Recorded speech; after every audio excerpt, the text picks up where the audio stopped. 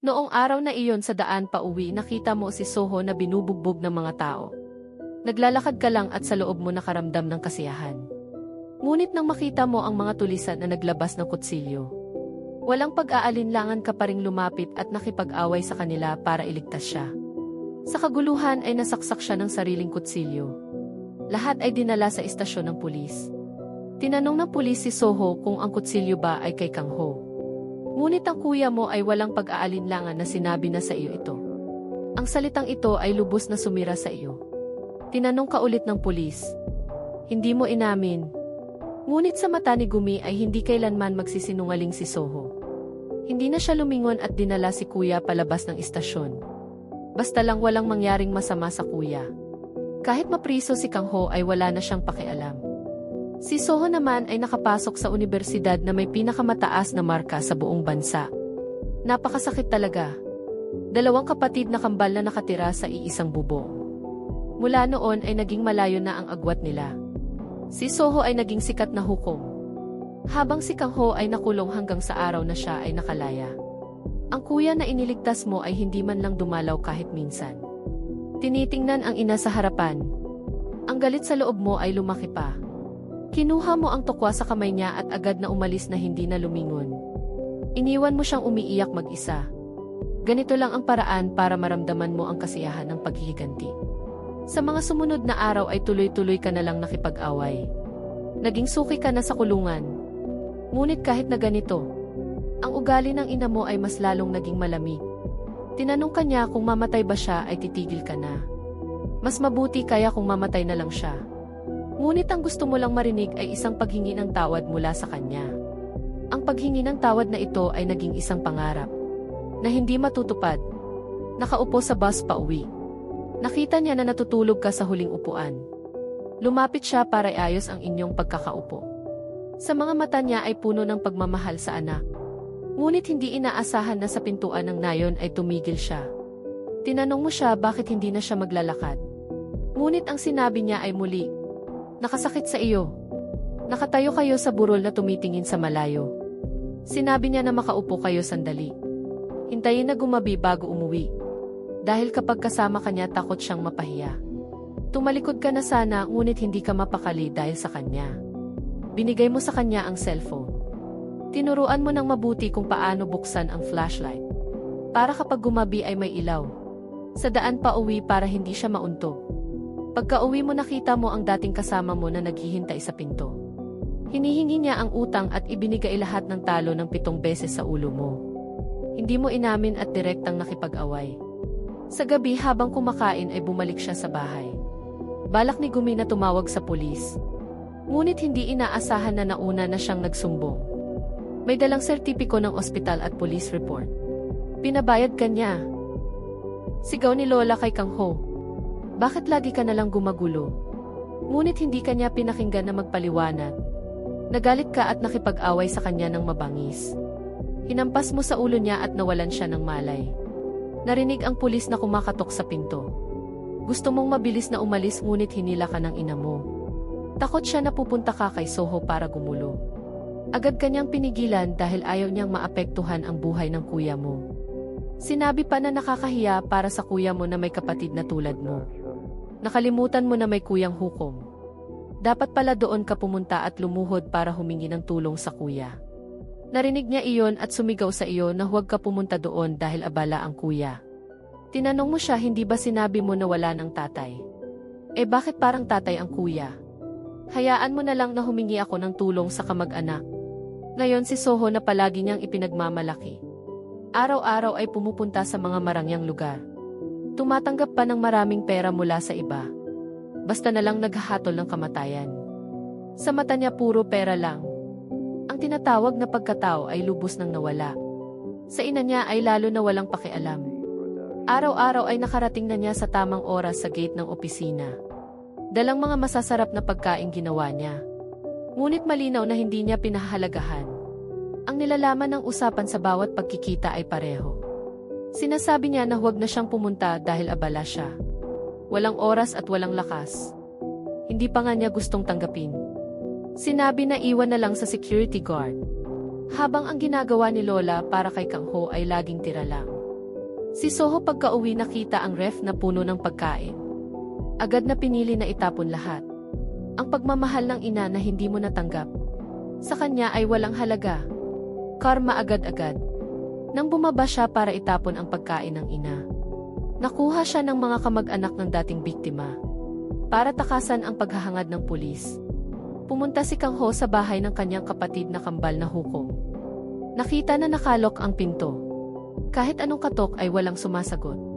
Hindi mo pa alam na nakidnap na pala ang kuya. Gusto mong buksan pero hindi mo alam ang password. Nakatayo ka sa harap ng pinto at nag-isip sandali bago mo na-realize.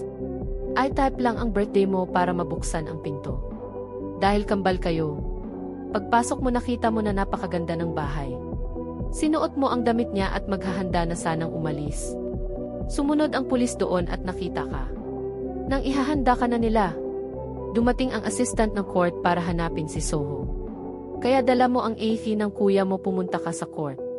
Nakita mo si Sion ang nag-interrogate sa iyo dati sa kulungan. Agad kang nagpanik at gusto nang umalis. Pero nakasuot ka na ng toga ng hukom at dinala sa courtroom. Ikaw din ay walang takot sa kahit ano. Nakaupo sa upuan ng hukom at maghahanda ng magbigay ng hatol. Ngunit ang verdict sa harap mo ay halos puro Chinese characters. Sa level ng edukasyon na hanggang high school lang. Nakatulala ka lang at hindi mo mabasa kahit isa. Habang nagbabasa sinusubukan mong maalala ang mga Chinese characters. Wala nang paraan kaya nagsalita ka na lang. Sinabi mo na ang hearing ngayong araw ay ma-postpone ng 1 linggo. Pagkatapos ay takbong bumalik sa opisina. Dahil sa gulo ng hatol mo ay parang sasabog na ang telephone. Takot kang sagutin ang tawag. At gusto mo nang tumakas. Ngunit nakita mo na naghihintay ang mga tulisan sa pinto. Nagmadali kang tumakbo para tingnan ang mapa ng court. Gusto mong hanapin ang back door para makatakasan. Pagkarating mo sa pinto ay may tumawag na kakaiba. Ang number na ito ay encrypted pa. Ang nasa kabilang linya ay sinabi na kung ngayong araw ay I-declare mo na innocent ang accused. Maghahanda siya ng malaking regalo para sa iyo. Tinanong mo kung anong kaso ang sinasabi niya. Sinabi niya na kaso ni Taekon Lee Ho-sung. Tinanong mo ang malaking regalo. Sinabi niya kung magkano ba talaga. Sinabi niya na wala siyang konsepto ng malaki o maliit. Nagtaka siya. Kailan pa nagsimulang magbiro ang judge? Ibababa ko na. Pagkatapos ay ibinaba niya. At sinabi na makikipagkita kayo kinabukasan. Hindi ka na makapag-isip ng maayos. Agad kang bumalik sa opisina. Kahit anuman ay kailangan maghintay hanggang kinabukasan. Sundin lang ang sinabi sa phone call. Pagkatapos ng 2 araw ay makakakuha ng malaking regalo. Hinanap mo ang assistant para kunin ang case file ni Taekon Lee Ho-sung. Pagkatapos ay kinansela lahat ng kaso sa loob ng 2 araw. Naghihintay lang na makuha ang malaking isda. Ngunit ang Chinese character sa verdict ay hindi mo mabasa. Sa pagmamadali ay naisip mo. Tinawag mo ang intern judge na si Son. Sinabi mo na palitan ang Chinese characters ng Korean.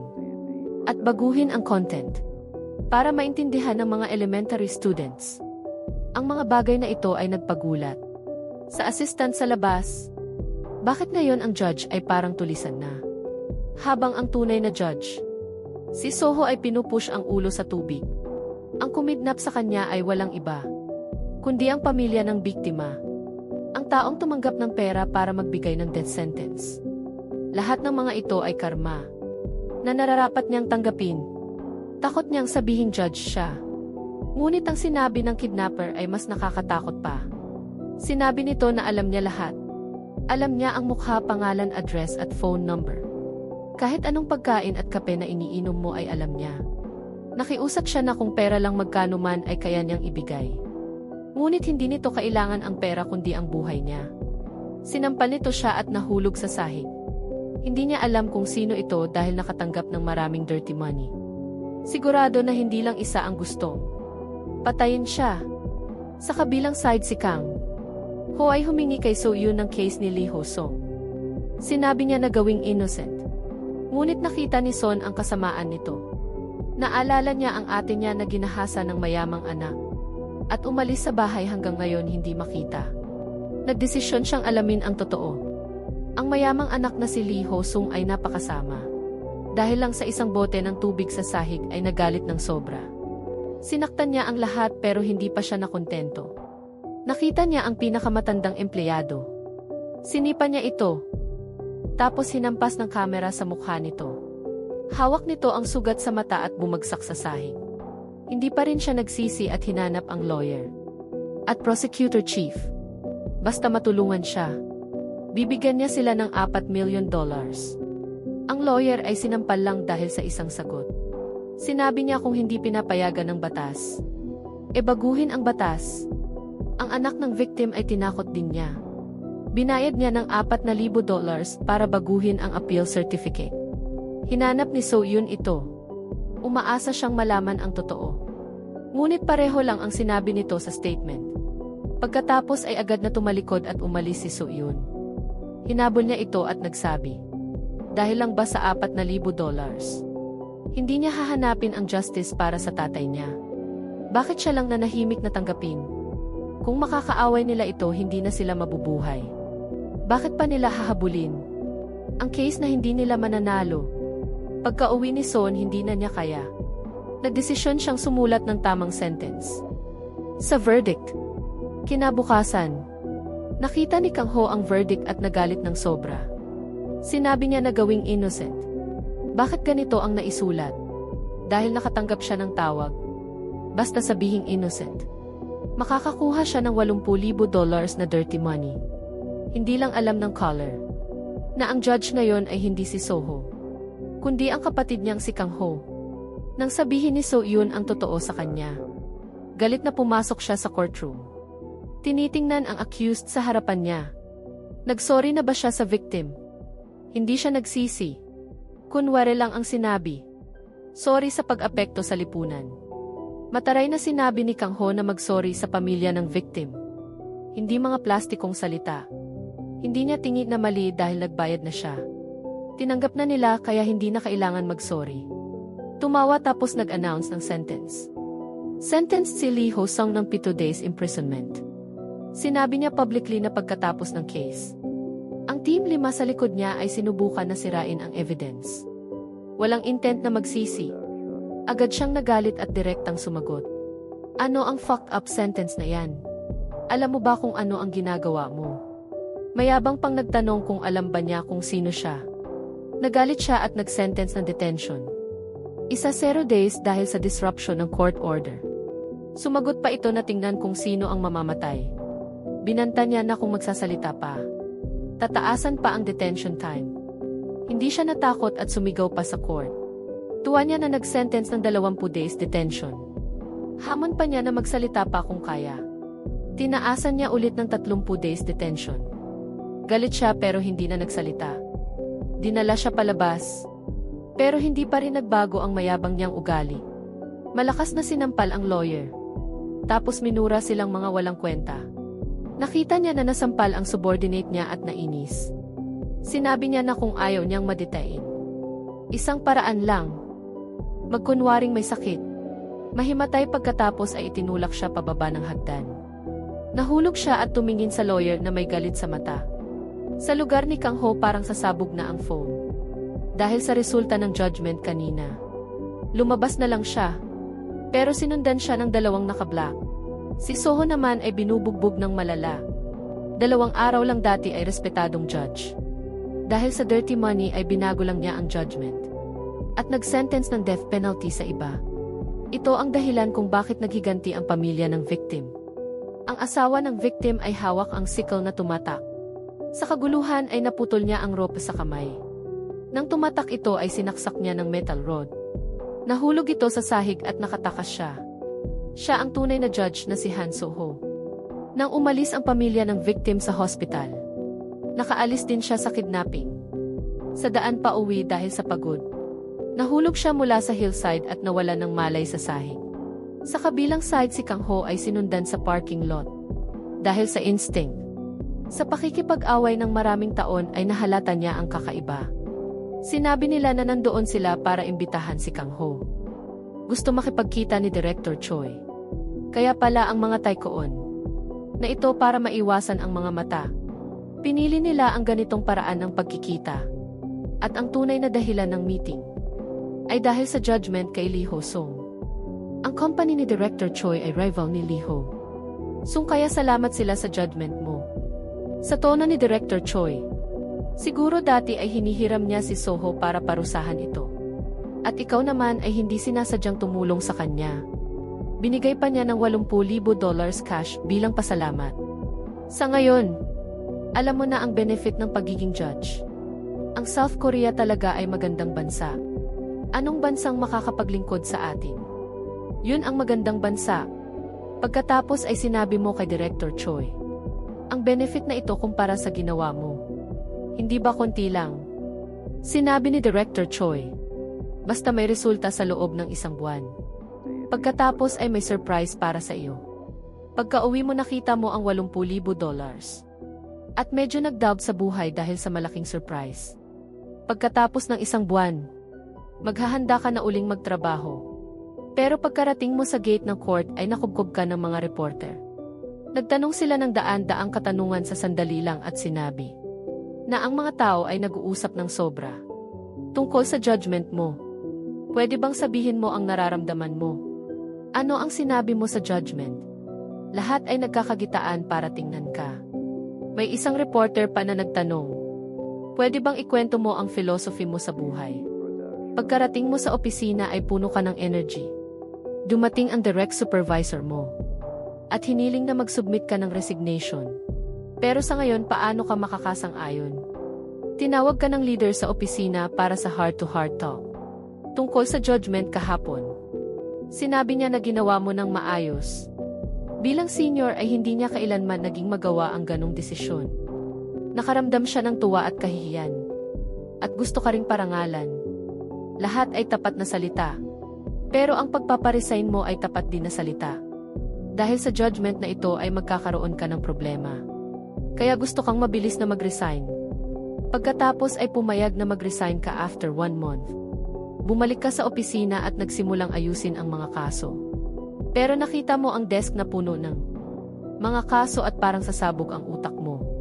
Ang mga kaso sa loob ng 1 buwan ay mas marami pa. Sa mga libro na nabasa mo, walang choice kaya hinanap mo si So-yoon. Nakita niya ang desk na puno ng mga kaso. Hindi na lang siya nakatawa. Sa wakas makakapag-relax ka na. Hindi lang inaasahan na kinabukasan habang natutulog sa bahay. Biglang nabuksan ang kurtina. Isang magandang babae na may magandang katawan. Ang biglang lumitaw. Agad kang tumalon mula sa kama. Hanggang sa makita mo ang mukha niya ay naalala mo. Ito ang girlfriend ni Kuya na si John. Naisip mo na ito ang future sister-in-law. Na dapat panatilihin ang distansya. Mabilis mong tinakpan ng kumot ang tatoo sa braso. Dahil walang tatoo ang kuya mo.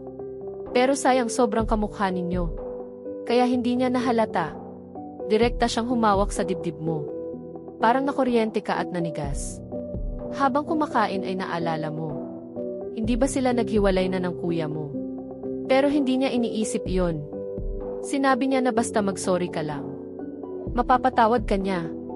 Habang nagsasalita ay nagsimula siyang umiyak ng malungkot. Mula pagkabata. Bukod sa pakikipag-away wala ka nang ginagawa. Hindi mo kaya ang umiiyak na babae. Agad mong sinabi na sorry. Naglambing pa siya at hindi tumanggap. Nagsabi ka na ng sorry ano pa ang gusto niya. Biglang lumapit siya at hinalikan ka sa labi. Parang tumitigil ang oras. Sa sandaling iyon ay parang sasabog ang utak mo. Nanigas ka parang estatwa. Ngayon lang mo natuklasan.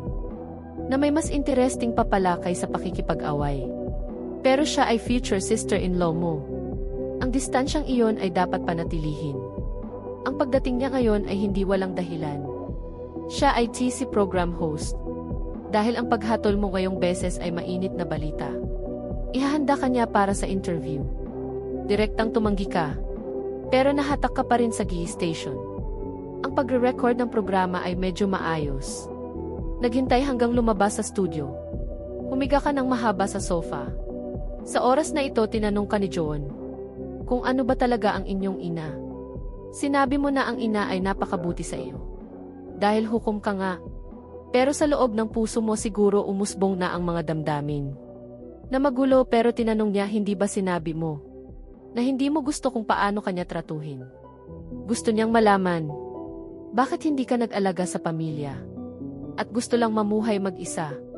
Narinig mo iyon? Sa loob mo parang naging malinaw ang isang bagay.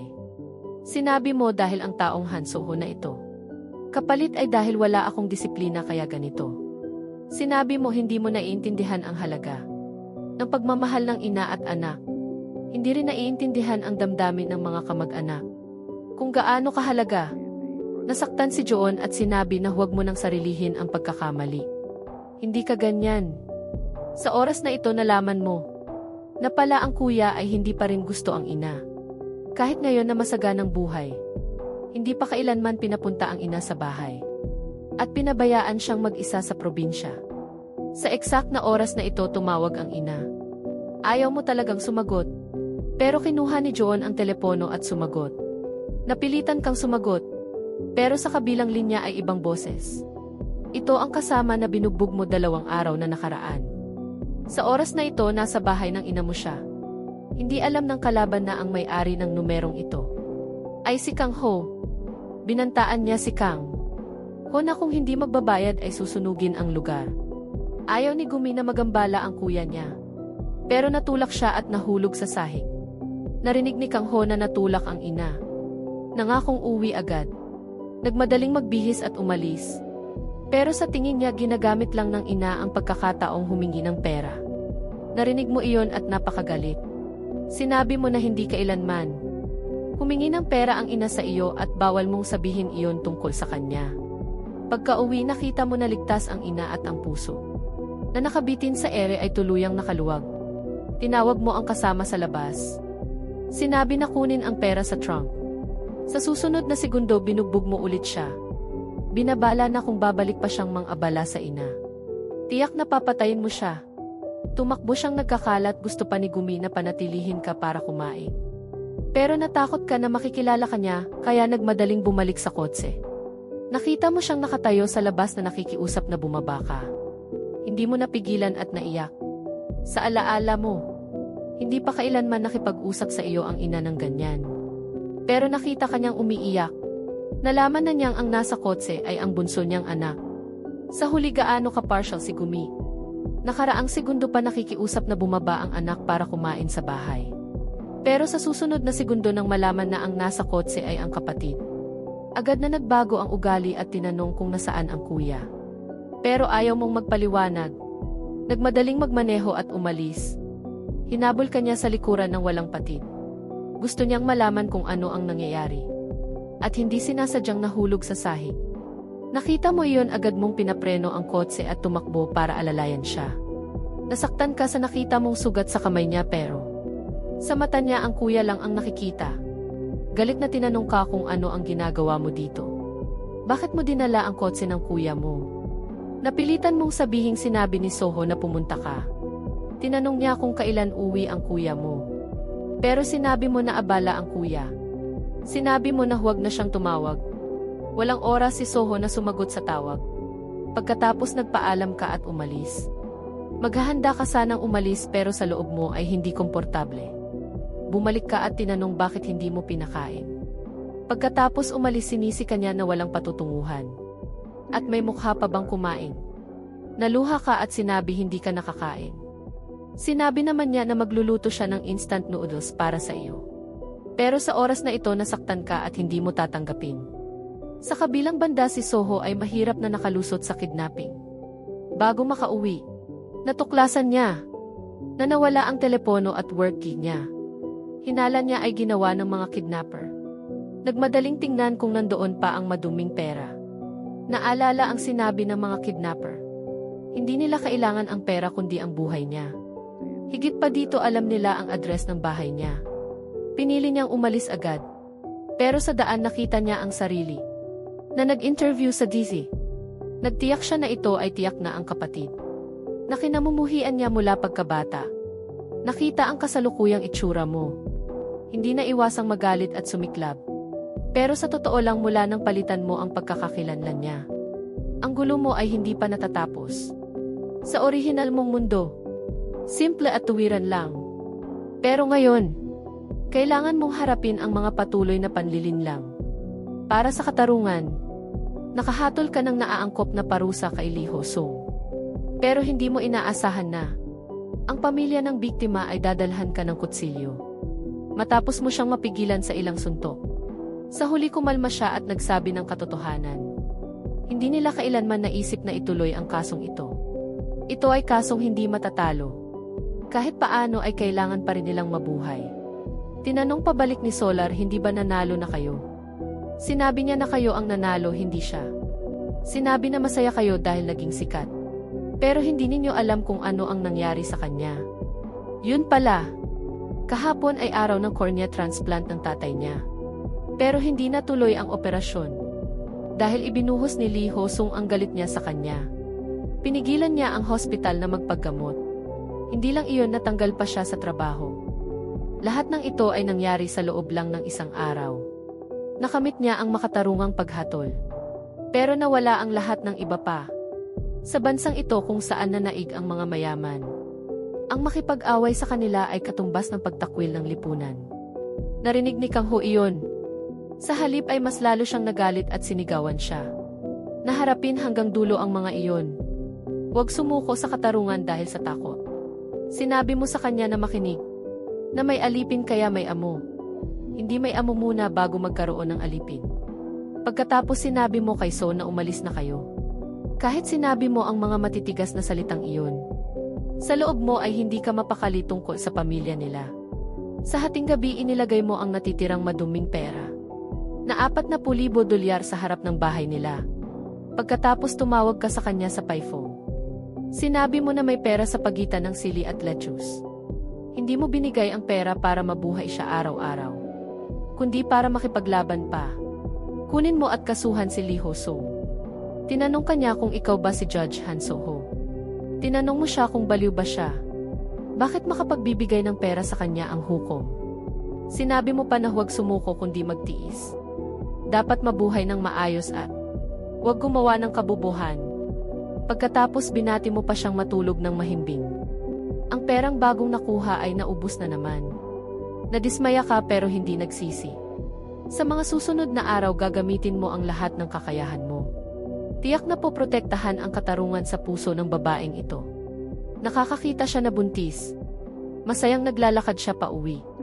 Pero nabangga siya ng mabilis na kotse. At nahulog sa sahig. Ang babae driver ay dahil sa sobrang kalasingan. Nakita ang nabanggang babae at namatay sa takot. Nawala ang pinakamahusay na oras para sa paggamot. Sa oras na ito ang asawa ay nakatuon pa rin sa tuwa. Ang anak na nakuha matapos ang 7 taong kasal. Ginawa siyang masayang naglalakad pa uwi. At muntik pa siyang magmaneho sa pulang ilaw. Pero hindi niya alam na may nangyaring masama sa asawa at anak.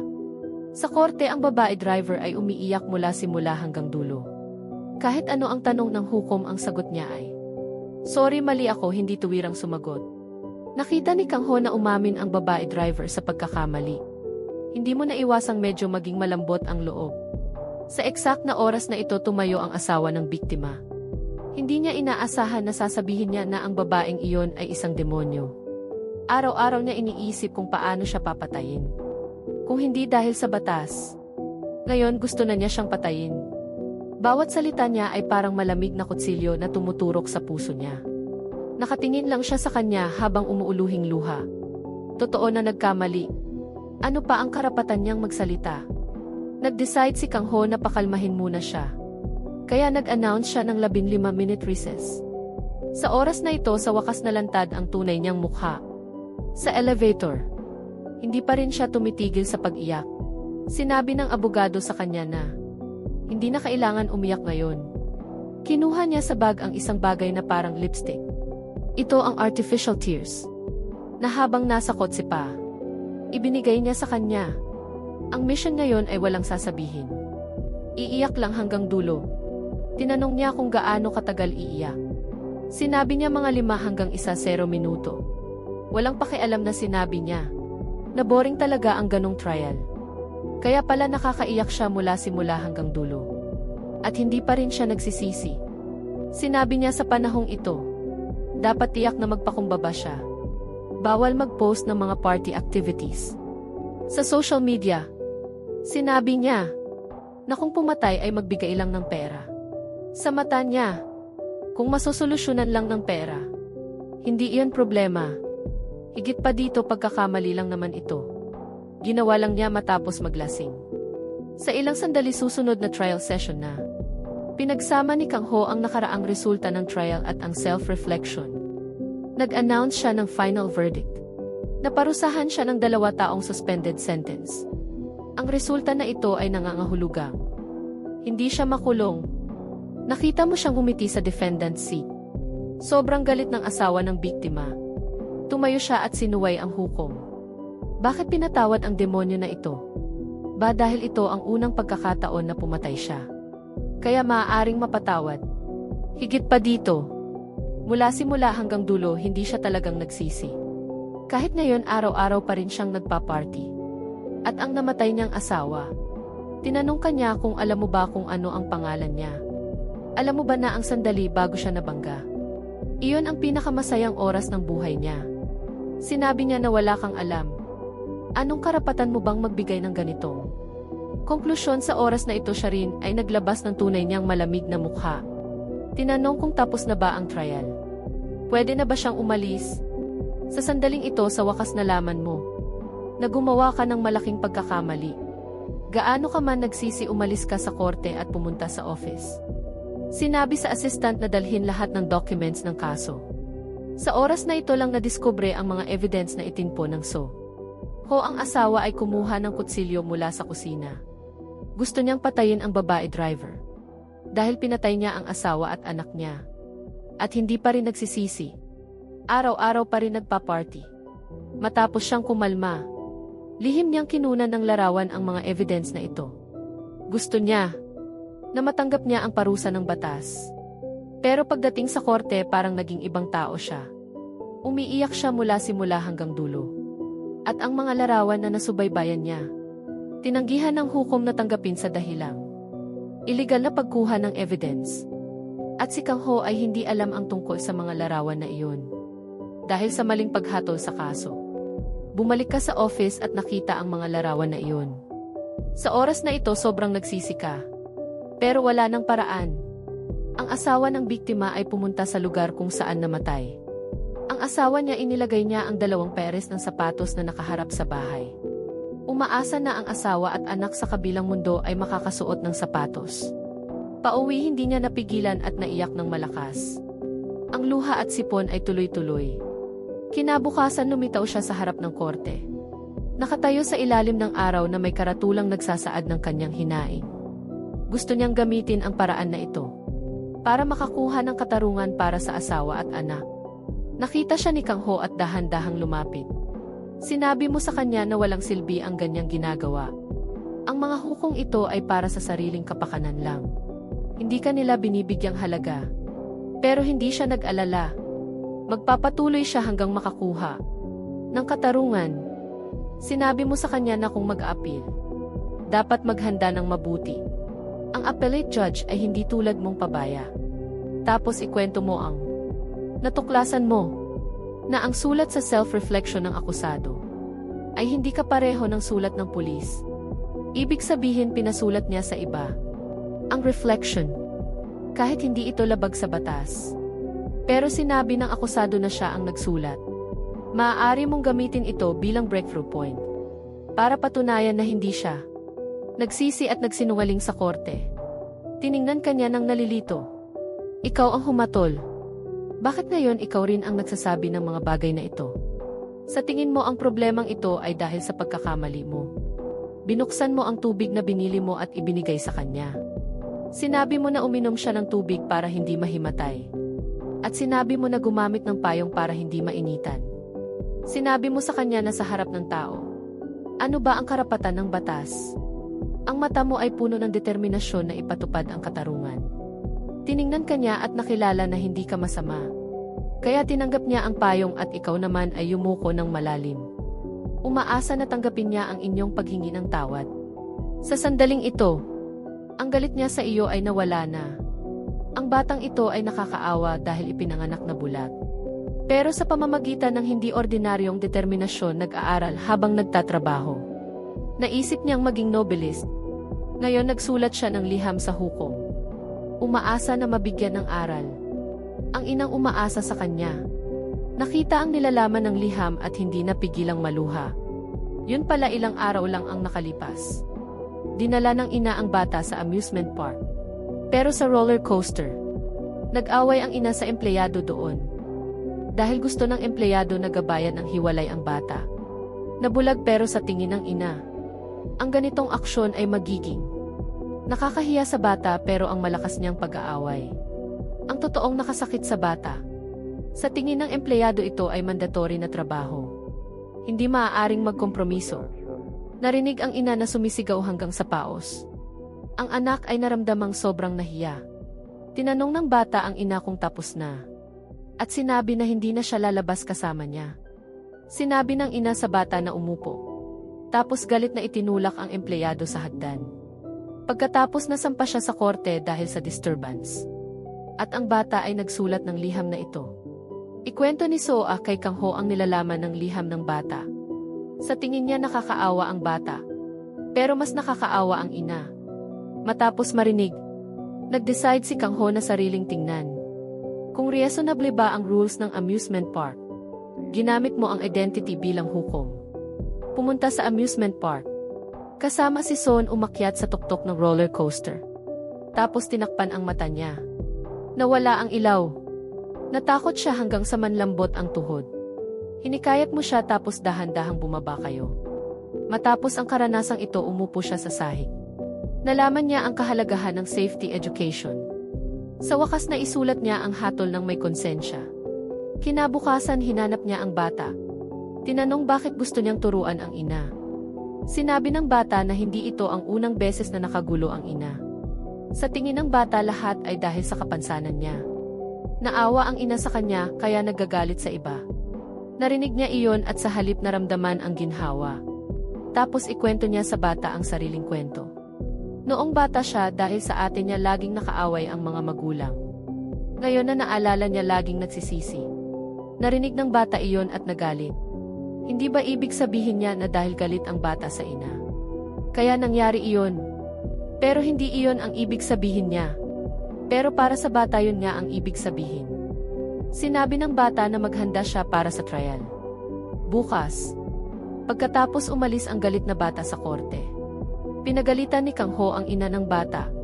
Kung sa tingin niya tama ang ginawa niya, dapat gamitin niya ang tamang paraan. Hindi ang ganitong bastos at walang kabuluhan. Nagmadaling yumuko ang ina at humingi ng tawad. Pero habang nakita siya na humihingi ng tawad, tumayo ang anak. Sinabi ng bata na huwag mong pagalitan ang ina. Tinanong mo pabalik. Ang bata ang nagsabi na pagalitan mo siya. Sinabi ng bata na hindi na kailangan ngayon. Hindi mo maintindihan bakit patuloy na nagbabago ang bata. Pero sinabi ng bata na huwag mo nang pagalitan siya. Siya ang ina na pinakamamahal ng bata. Kahit nakatanggap ng naaangkop na parusa ang ina. Pero ang relasyon ng ina at anak ay lubusang napabuti. Matapos ang nangyaring ito, umuwi si Kang Ho sa gabi dahil na-miss niya ang ina. Sa gabi natulog sa tabi ng ina. Naalala niya ang mga magagandang alaala. Sinabi rin ng ina ang pangarap niya, na makahawak ng kamay ng dalawang anak habang naglalakad sa picnic. Kahit hindi makapag-picnic, basta magkakasama lang ang pamilya. Iyon na ang pinakamalaking pangarap niya. Pero hindi niya alam na ang kuya ay hindi pa nagpapakita. At maghahanda na manakit sa kapatid. Sa eksakt na oras na magbubukas ka ng kotse, biglang may taong nakasuot ng itim na may dalang wrench na sumulong. Nakatagilid ka kaya naiwasan mo ang nakamamatay na suntok. Tapos nakipag-away ka sa kanya. Mahilig ka na makipag-away mula pagkabata. Kaya mabilis mong nakuha ang advantage. Nakita niya na hindi niya kaya. Agad siyang nagtapo ng wrench at tumakbo. Tiningnan mo ang wrench sa sahig at nag-decide na alamin ang totoo. Sa totoo lang hindi siya ibang tao, kundi ang pamilya ng biktima. Siya ang nagkidnap kay Kuya Soho. Pero mula nang tumakas si Soho sa kanya, patuloy niya itong hinahanap. At ang kuya matapos tumakas, nalaman na nagpanggap ang kapatid. Kaya gumawa siya ng paraan. Ginamit ang kambal na kapatid. Ginawa kang bait. Para siya ay magtago sa dilim. Nagutos siya sa sikat na may-ari ng restaurant. Na alamin kung sino ang gustong pumatay sa kanya. Mabilis siyang nakakuha ng resulta. Nang makita niya ang dokumento, naalala rin niya. Sa isip niya lumitaw ang flashback. Noon naghatol siya ng death penalty. Ang asawa ng akusado ay sumugod pero nahadlangan. Ang pamilya ng nasentensyahan ay nagreklamo lang. Ang asawa ay inilabas dahil nagriyot. Tumanggap siya ng maduming pera. Kaya naghatol ng death penalty sa kalaban. Sa pag-isip nito sobrang nagsisi siya. Ang pamilya ng biktima sa kabilang banda ay hindi rin sumuko. Kinuha ng kapatid ang sleeping drug at ibinigay sa hipag. Sinabi na ilagay lang ito sa aircon ng kotse ng hukom. Kapag nalanghap niya ng sobra ay mamamatay. Ilang araw na niyang sinusubaybayan. Naghahanda na maglagay ng surveillance camera. Pero mula nang hindi naging successful ang attack, hindi nakampante ang hipag sa kanya. Umaasa na sa susunod ay sama-sama na silang kumilos. Pero nag-hesitate siya. Si Soho ngayon ay marami ng pagbabago. Higit pa dito kahit paano ay totoo namang pumatay siya. Narinig ng hipag iyon at napahiya siyang malakas na pinagalitan. Mga anak ng mayaman at mga opisyal. At mga artista para takpan ang pag-drugs. Kaya ninyo ginawang sakripisyo ang kuya niya. Alam niya iyon. Ang pangyayari ay sinadyang inilaki at pinaikot. Kahit mali ang balitang inilabas ng media. Pero maraming evidence ang naibigay nila. Pero nagkunwari lang ang hukom.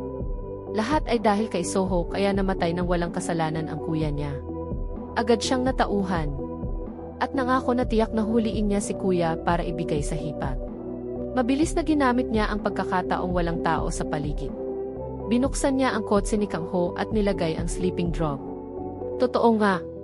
Tulad ng iniisip niya hindi mo alam ang tungkol dito. Kaya agad kang nawalan ng malay. Tiningnan niya ang mukha mo sa kotse. Naalala nang naghatol si Soho ng death penalty sa kuya niya. Galit siyang hinilaka at sunod-sunod na sinuntok ang mukha mo. Pero hindi niya alam na ang tunay na hukom ay nakaupo sa tapat na kotse. At nakavideo niya ang eksena. Talagang napakasama niyang kuya. Nakita ang kambal. Nakapatid na sunod-sunod na sinusuntok sa mukha. Hindi lang hindi naawa kundi nagvideo pa. Sa mata niya si Kang Ho ay isang tupa. Sumasalo ka lang ng kasalanan para sa kanya. Nakita niya na dinala ka niya at sinundan niya kayo. Sa oras na ito naalala niya ang dating eksena. Kapag kumakain kasama ang ina.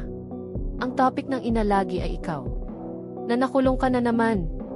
Umaasa na mailigtas ka ng kuya. Pero nainis ang kuya at sinabi, hindi ba nagbigay na ng pera para sa abogado at settlement? Pero sinabi ng ina na hindi ito usapan ng pera. Maraming taon na. Kahit patuloy kang nagkakamali. Pero sa kaloob-looban ng ina alam niya na hindi ka masama. Umaasa ang ina na matutuhan ka ng kuya. Para makapagtungo ka sa tamang daan. Pero mula nang makulong ka 15 taon na hindi ka nakita ng kuya. Sinabi ng kuya na magpaubaya na. Ang kapatid na ito ay hindi na makakabago pa ng buhay. Pero sinabi ng ina na kahit isuko pa niya ang buhay niya, hindi niya maaaring isuko ang mga anak niya. Ang pagmamahal ng ina ay palaging ganun karami. Narinig niya iyon at napakagalit. Bapag magkasama silang mag-ina, ikaw lang ang pinag-uusapan. Tinanong niya ang ina kung wala na silang ibang pag-uusapan. Tapos sinisi niya ang ina na araw-araw nagrereklamo. Sa huli sinabi niya na kung ganun pala ang pagmamahal niya sa iyo. Alagaan niya kang mabuti at huwag ipasa sa kanya. Galit siyang kumuha ng damit at lumabas. Tinawag siya ng ina. Umaasa pa rin ang ina na mailigtas niya ka. Pero narinig niya iyon at nasaktan siyang bumalik at tinanong. Ang ina kung bakit hindi niya siya mailigtas. Kung para sa iyo siya ang mas kailangan ng tulong. Naalala niya hanggang dito at naging determinado ulit ang mata niya. Sinabi niya sa sarili. Sinundan niya hindi dahil natatakot na mapapano ka. Kundi gusto niyang alamin ang totoo. Ang kapatid ng biktima ay nagmamaneho sa harap. Sa rearview mirror nakita niya na may sumusunod sa kanya. Binilisan niya para iwanan siya hanggang sa walang taong daan. Sinadya niyang umatras at binangga ang kotse sa likod. Bumaba siya at kumuha ng bato sa sahig para sakalin ang kuya. Pero pagkakita niya sa mukha ng kuya, hindi na siya kumalma at nagmadaling. Tumakbo binuksan ng kuya ang kotse at nakita ang kapatid sa likurang upuan. Hinila ka ng kuya para suntukin ka. Mula nang nag-school, patuloy siyang nag-aayos ng gulo mo. Ang mga taong ginugulo mo na hindi ka nila mahanap, galit nila sa kuya. Kahit na pinoprotektahan mo ang kuya. Pero gusto lang ng kuya na mawala ka sa paningin niya. Ito rin ang dahilan kung bakit nagsinungaling siya sa police station. Naisip niya hanggang dito at bumaba pa rin ang kamay niya. Natakot na mapapano ka. Naghintay siya hanggang umaga bago umalis. Nagising ka at nakita ang mga sugat sa katawan mo. Narealize mo ang panganib. Nagmadali kang pumunta sa korte para alamin ang totoo. Pero nang makita mo ang dokumento na binigay ng assistant, narealize mo lang, gaano kalaking pagkakamali ang ginawa ng kuya mo. Ang lalaking ito ay sariling kamay na pumatay sa ina niya. Matapos gawin ang mga bagay na ito. Tapos tumawa siya. Parang nakatapos ng isang misyon. Sa korte, umamin siya sa totoo at nahatulan ng hukom. Ng death penalty, pero totoo ba talaga iyon? Siya ay may intellectual disability. Kahit hindi normal na makipag-usap sa mga tao. Pero sa pamamagitan ng sipag nakakuha ng trabaho. Araw-araw siya. Bukod sa trabaho, nag-aalaga lang sa inang nakahiga sa kama. Kahit napakasunurin at mabait. Pero ang ina niya ay sobrang nasaktan. Sa mata niya, siya ang naging pasanin sa anak. Tinawag niya ang anak sa tabi. Ibinigay ang huling ipon sa anak.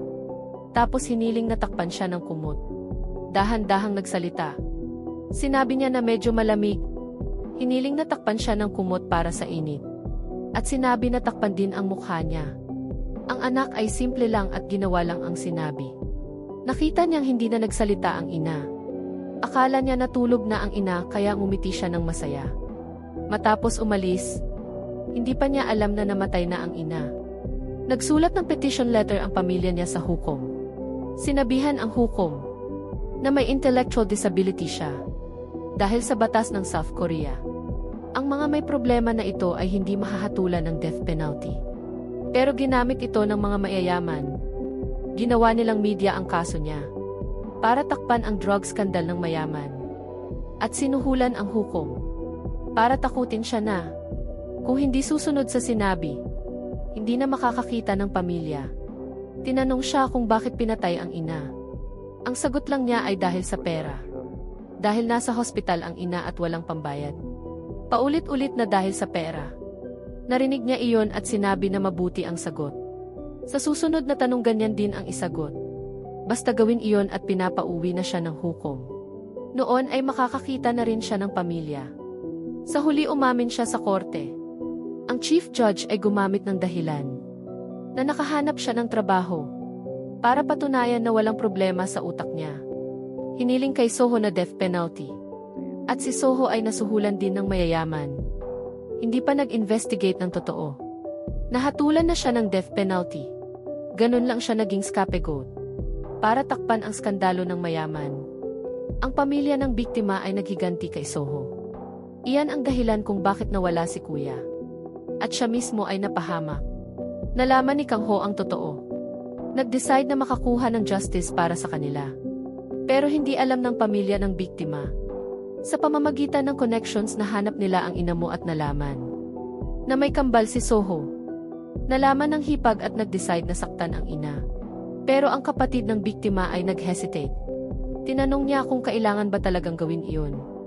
At ang pagkamatay ng kuya ba ay responsibilidad talaga ni Soho? Tiningnan niya ang visiting record. Noon ay nag-suicide ang kuya matapos makita ang hipag. Tinanong niya kung ano ang pinag-usapan nila. Tapos tumahimik ang hipag. Naalala niya ang dating eksena sa kulungan. Tinanong niya kung bakit nagsinungaling.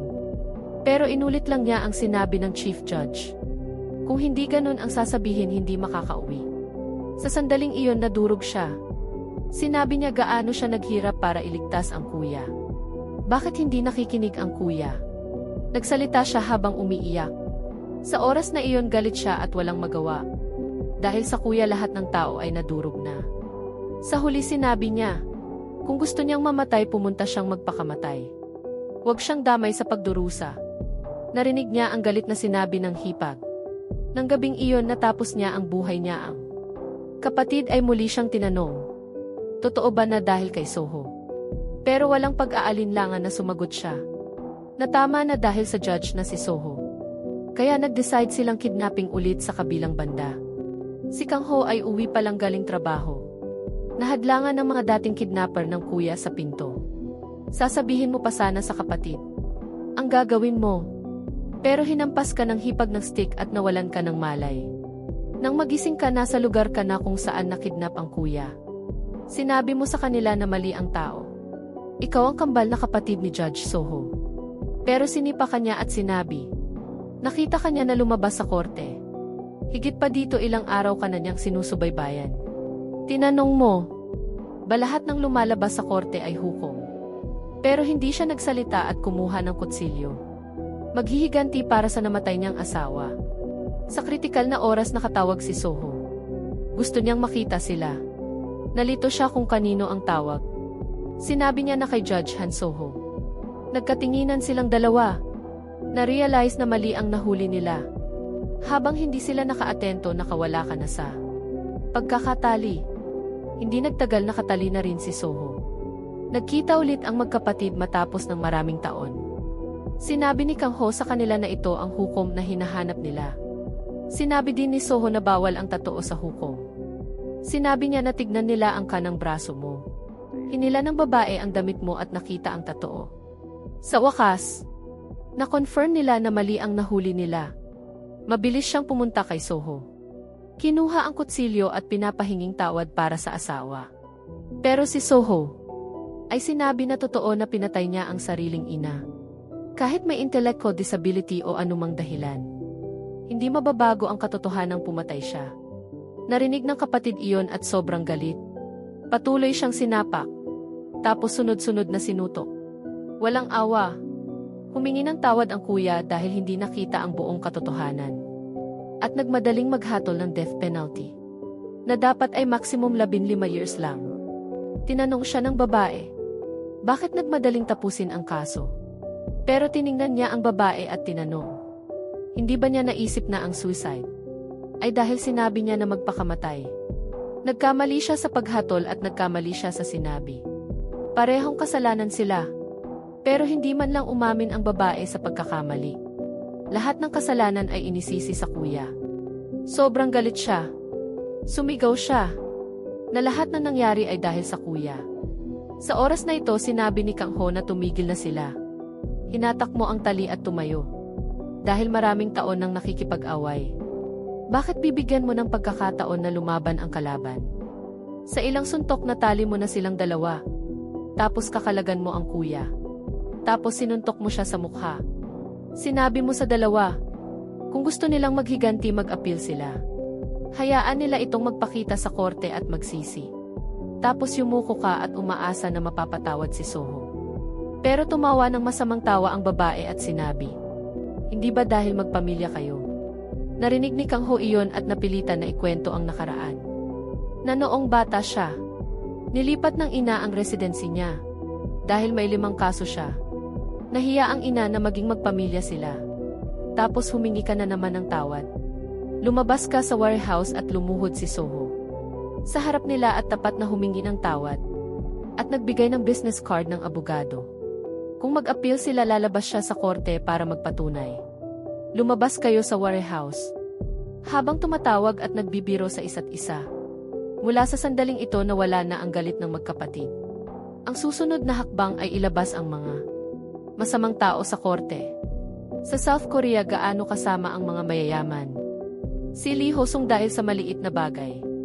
Malakas na sinuntok ang matandang empleyado. Hindi lang hindi nagsisi. Ginagamit pa ang pera para suhulan ang corrupt lawyer at prosecutor. Gusto niyang makalaya. Pero nang pumunta sa korte, nakaharap si Kang Ho. Na nagpapanggap na kuya. Hukom na nahatulan si Lee Ho-sung ng 7 araw na kulungan. Pero sa harap ng mga mayayaman, walang epekto ito. Nagpanggap lang siyang may sakit sa hospital. Tapos nakalaya na ulit. Matapos lumabas, hindi pa rin niya binago ang masama niyang ugali. Tuloy pa rin ang party lifestyle niya. Hindi lang nag-drugs kundi sinasaktan pa ang mga server. Matapos mangyari iyon, dahil gusto niyang itago ang skandalo, ginamit niya ang pera para palaganapin ang balita tungkol sa anak na pumatay sa ina para Mahatulan ng death penalty at magpakamatay sa kulungan. Pero itinulak ni Lee Ho-sung si Park Hye-na para mag-isa siyang magdusa. Basta aminin niya sa korte na aksidente niyang nainom ang drugs mag-isa, ay matutugunan niya ang kinabukasan niya. Sa korte sinabi ni Kang Ho na fan niya siya.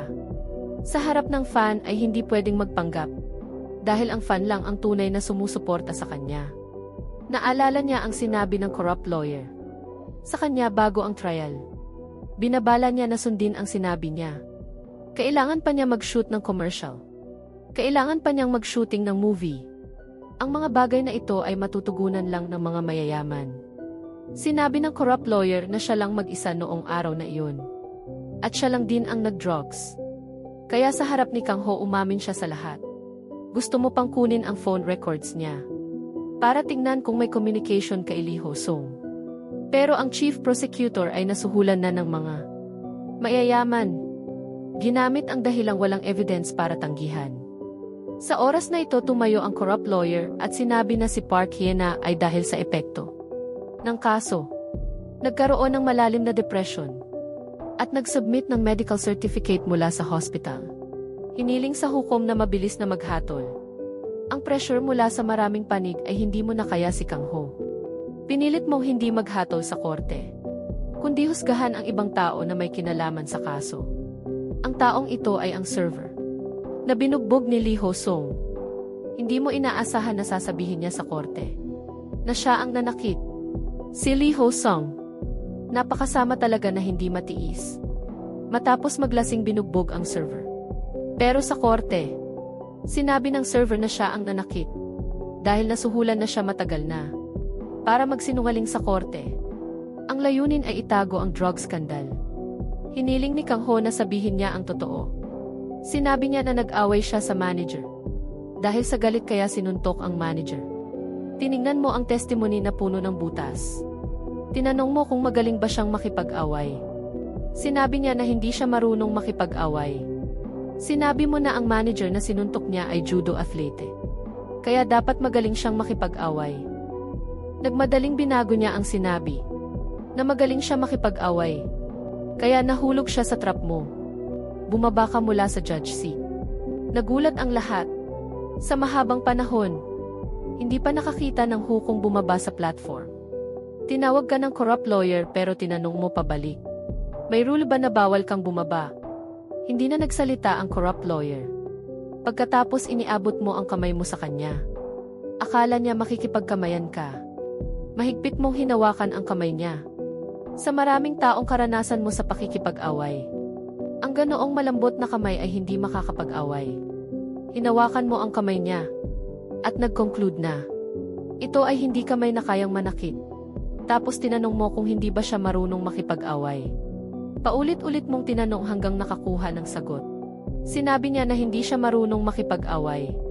Pero kanina hindi ba? Sinabi niya na magaling siya makipag-away. Bakit ngayon natakot na siya na hindi na makapagsinsungaling? Ang bagay na ito ay sumalungat sa sinabi niya sa korte. Pagkatapos maghahanda kang tawagin ang biktima. Pero ang chief prosecutor ay nasuhulan na. Ginamit ang dahilang consistent ang testimony niya sa akusado para tanggihan ang pagtawag. Pero tinanong mo siya, bawal ba sa hukom na tawagin ang isang witness? Nag-announce ka na tatawagin mo ang witness sa susunod na linggo. Bago maghatol. Matapos magtapos. Hinanap ng server ang corrupt lawyer. Sinabi na ayaw na niyang magsinungaling.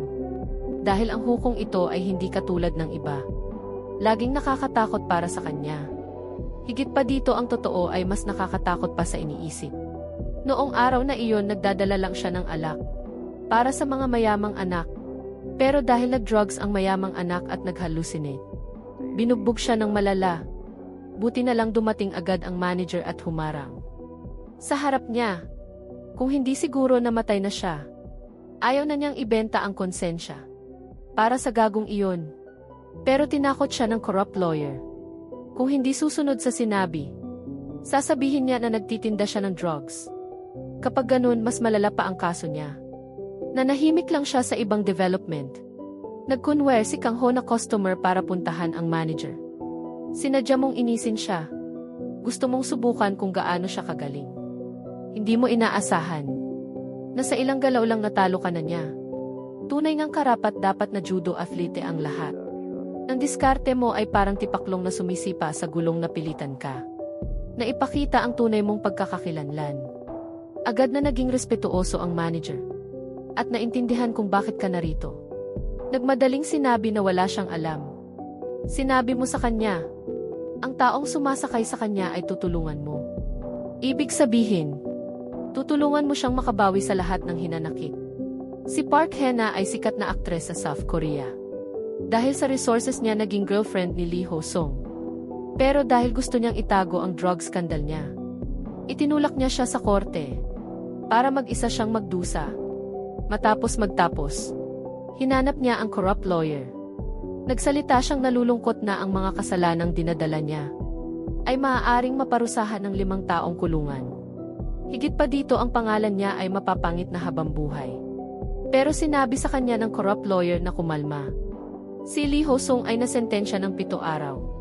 Pero sa ilang araw lang, matagumpay na naipalabas siya. Kahit masentensya siya ng 5 taon, may papalabas ka rin niya. Pero nag-alala siya sa image niya. Pero nawalan na ng pasensya at sinabi, sabihin na lang niya ang totoo. Sa korte, false testimony plus drugs. Sa tingin niya ay makakabuti pa ba ang image niya? Nadurog na siya. Hindi ba sinabi na siya lang ang magdadala ng lahat? Ngayon kahit ang corrupt lawyer o si Lee Ho-sung, wala na siyang tiwala sa kanila. Siya naman ay tumawa. Kung hindi siya nagtitiwala sa kanila, bakit magtitiwala sa hukom? Magtitipong ka ba para sa commercial niya? Ngayon alam na niya kung ano ang dapat gawin.